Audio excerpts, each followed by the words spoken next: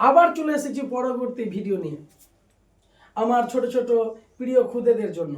এর আগের ভিডিওতে আপনাদের অসংখ্য ভালোবাসা পেয়েছি, অনেকে সুন্দর সুন্দর মন্তব্য করেছেন, তার জন্য সকলকে ধন্যবাদ। আজ আর এই ভিডিও বর্ণ নিয়েই কথা হবে। সুন্দরভাবে বর্ণের কাঠামোটা নিয়ে এসেছি। এর আগের ভিডিওতে ব্যঞ্জন বর্ণ কাকে বলে, স্বরবর্ণ কাকে বলে এই কথাটা জানিয়েছি। আজকে সুন্দরভাবে সেটা নিয়ে এসেছি। যেমন বর্ণকে দুই ভাগে ভাগ করা হয়েছে, একটা হলো স্বরবর্ণ, অন্যটি ব্যঞ্জন বর্ণ। ব্যঞ্জন বর্ণ 39টি আর স্বরবর্ণ 11টি।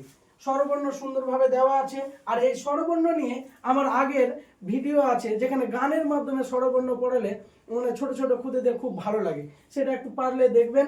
আজকে সর্বপ্রথম, আমার মনে হয় সর্বপ্রথম গল্পের ছলে ব্যঞ্জন বর্ণ পড়াবো, ছোট ছোট ছেলেদের মোবাইল থেকে বিরত রাখার জন্য।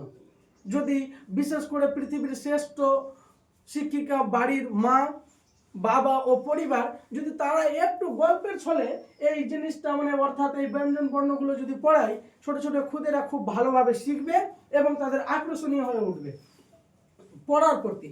যেমন কয়ে কাক উড়তে উড়তে, কাক উড়তে উড়তে একদিন ক্ষয়ে খরগোশের কাছে গেল।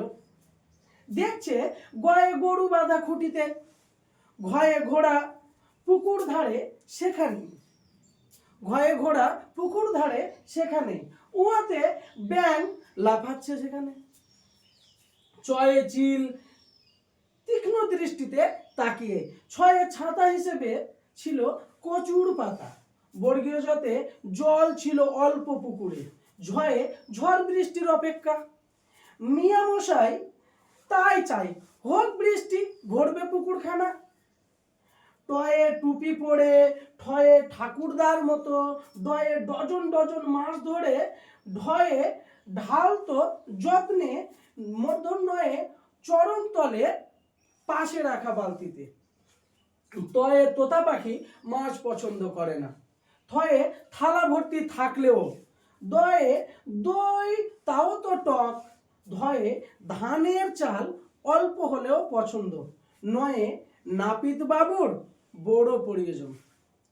বড় হয়ে যাবে ভিডিওটা বলে এখানেই রাখলাম। সম্পূর্ণ ভিডিওটা পরবর্তীতে দেবো। যদি আপনাদের ভালো লাগে অবশ্যই আমাকে লাইক করবেন, কমেন্ট করবেন, সাপোর্ট করবেন, তাহলে আমরা পরবর্তী ভিডিওটা করব যেন অল্পতেই হয়ে যায়।